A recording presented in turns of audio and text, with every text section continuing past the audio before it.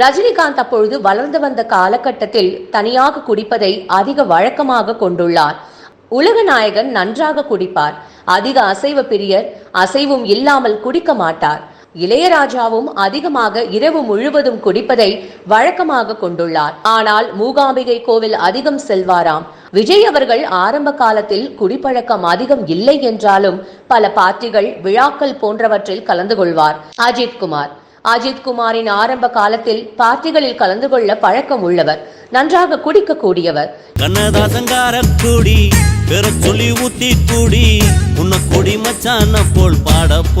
மதுவால் மடிந்த மகா நடிகர்கள், போதையால் புகழெழுந்த நடிகைகள், கூத்தாடிகளின் குடியும் குடித்தனமும். Big bang Tamil BBT.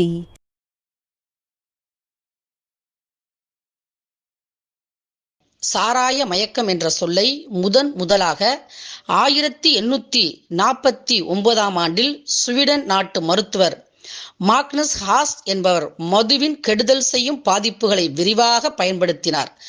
குடிப்பழக்கம் என்பது உடல் சார்ந்த ஒவ்வாமை மற்றும் மிக விருப்பத்துடன் கூடிய மனநிலை இரண்டுமே கலந்திருக்கும் ஒரு வகையான நோயாகும். சங்க காலத்தில் இருந்து மது பழக்கம் இருந்து வந்திருக்கின்றது என்று வரலாறு சொல்கிறது. அந்த வகையில் பகவான் புத்தர் தனது பஞ்சசீல கொள்கையில் 50 குற்றங்களில் மது பழக்க வழக்கங்களையும் ஒரு குற்றமாக குறிப்பிடுகின்றார். திருவள்ளுவர் அவர்களும் 93வது அதிகாரத்தில் கல் உண்ணாமை மதுவின் கொடுமையை விளக்குகிறார். அவரை தொடர்ந்து மகாத்மா காந்தியடிகளும் புரட்சியாளர் அம்பேத்கரும் கடுமையாக மதுவை எதிர்க்கிறார்கள். ஆனாலும் இந்தியாவில் மது ஒழிந்ததாக இல்லை. அதிலும் குறிப்பாக தமிழ்நாட்டில் மது பழக்க வழக்கங்களையும் சிறுவர்களையும் பெண்களையும் தொற்று கொண்டுள்ளது என்பதை எண்ணும் பொழுது மிகவும் கவலையாக உள்ளது. தமிழகத்தில் மது பழக்க வழக்கம் பரவுவதற்கு அரசாங்கம் மட்டும் காரணமல்ல, பற்பல திரைப்பட நடிகர்களும் காரணமாக அமைகிறார்கள். குடியின் கொடுமையை பற்றி விளக்கம் வேண்டுமென்றால் திரைப்பட நடிகர்கள் நடிகைகளை வைத்து விளக்கலாம். ஏனென்றால் தமிழகத்தின் தலைவர்களை திரைப்படத்தில் அல்லவா தேடுகிறார்கள். நடிகர் நடிகைகளை வைத்து அவர்கள் வாழ்க்கை பாதிப்புகளை வைத்து புரிந்து கொண்டால் இதன் கொடுமையை எளிமையாக எல்லாருக்கும் புரியும். அந்த வகையில் இந்த காணொளி அமைகிறது. யாருடைய மனதையும் புண்படுத்த வேண்டுமென்றோ தவறான கருத்துக்களை பரப்ப வேண்டுமென்றோ எண்ணத்தில் இந்த பதிவு இல்லை. முழுக்க மக்களின் நலம் சார்ந்து, சமூக நலன் சார்ந்து, நாட்டின் வளர்ச்சி நலம் சார்ந்து, மனிதவள மேம்பாட்டு நலன் சார்ந்து என்பதை மட்டும் எங்களால் உறுதியாக சொல்ல முடியும். குடிகாரர்களை 3 வகையாக பிரிக்கலாம். தமஸ் குடிகாரர்கள், ரஜக் குடிகாரர்கள், சத்துவ குடிகாரர்கள். இன்றைய காணொளியில் ரஜக் குடிகாரர்களை பற்றி பார்ப்போம். ரஜக் குடிகாரர்கள் என்பவர்கள் நான் பெரிய தலைவன் அல்லது நான் பெரிய நடிகன் அல்லது நான் பெரிய மன்னன் என்ற திமிரு அல்லது ஆணவத்தில் அல்லது ஒரு கெத்துக்காக குடிப்பார்கள். இது தவறு, உடலுக்கு பாதிப்பு என்று தெரிந்த பிறகு நிறுத்தி விடுவார்கள். அதற்கு பல எடுத்துக்காட்டுகளை உங்கள் வாழ்விலேயே அல்லது நீங்கள் வாழும் பகுதியிலேயே யாரையாவது பார்த்திருப்பீர்கள்.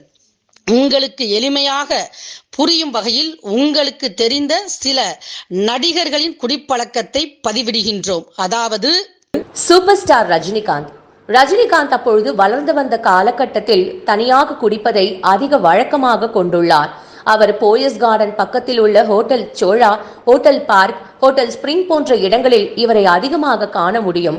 இவர் தண்ணீர் ஊற்றாமல் ராவாக சாப்பிடுவார். சைட் டிஷ் இல்லாமல் சாப்பிடுவார். இவரது பழக்கம் குடித்துவிட்டு தனியாக வீட்டிற்கு நடந்து செல்வதை வாடிக்கையாக வைத்துள்ளார். இதனை அதிகமாக விரும்பியுள்ளார். இப்பொழுது ரஜினி அவர்கள் குடிப்பழக்கம், புகைப்பழக்கமும் இல்லாத ஒரு மனிதனாக வாழ்ந்து வருகிறார். உலக நாயகன் கமல்ஹாசன். உலக நாயகன் நன்றாக குடிப்பார். அதிக அசைவ பிரியர். அசைவும் இல்லாமல் குடிக்க மாட்டார். அதுவும் குறிப்பாக மாட்டிறைச்சி விரும்பி சாப்பிடுவார். ஷூட்டிங்கிற்கு செல்லும் பொழுது எனர்ஜி ட்ரிங்க் மாதிரி வோட்கா போன்ற சில பானங்களை எடுத்துக் கொள்வார். உடலை கட்டுக்கோப்பாக உடற்பயிற்சி செய்து இன்று வரை அனைத்தையும் தொடர்ந்து கொண்டிருக்கிறார். இளையராஜா இளையராஜாவும் அதிகமாக இரவு முழுவதும் குடிப்பதை வழக்கமாக கொண்டுள்ளார். ஆனால் மூகாம்பிகை கோவில் அதிகம் செல்வாராம், ஆன்மீக கதைகளை அதிகம் கேட்பாராம். அதன் பிறகு இவர் குடிப்பழக்கத்தை முழுவதுமாக நிறுத்தியுள்ளார். இளைய தளபதி விஜய் அவர்கள் ஆரம்ப காலத்தில் குடிப்பழக்கம் அதிகம் இல்லை என்றாலும் பல பார்ட்டிகள், விழாக்கள் போன்றவற்றில் கலந்து கொள்வார். இதனால் இவர் பார்ட்டிகளில் குடிக்கும் பொழுது எடுத்த புகைப்படங்கள் பத்திரிகைகளில் வந்தன. இதனால் அவர் இப்பொழுது பார்ட்டிகளில் கலந்து கொள்வது குறைத்துக் கொண்டுள்ளார். இவர் பியர் அதிகமாக எடுத்துக்கொள்வார்.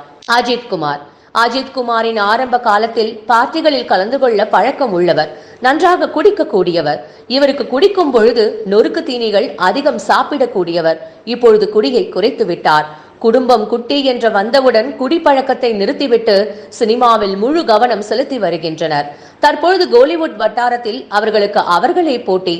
அந்த அளவிற்கு ஜாம்பவான்களாக வளர்ந்து உங்களுடைய பணத்தை நேரடியாக சுரண்டி, உங்களுடைய உழைப்பை மறைமுகமாக சுரண்டி உலக அளவில் புகழ் பெற்று வளர்ந்திருக்கின்ற உங்கள் சூப்பர் ஸ்டார்ஸ்கள், உலக நாயகர்கள், இசை ஞானிகள், இளைய தளபதிகள், அல்டிமேட் ஸ்டார்கள் திருந்தும் பொழுது நீங்கள் ஏன் திருந்தக்கூடாது?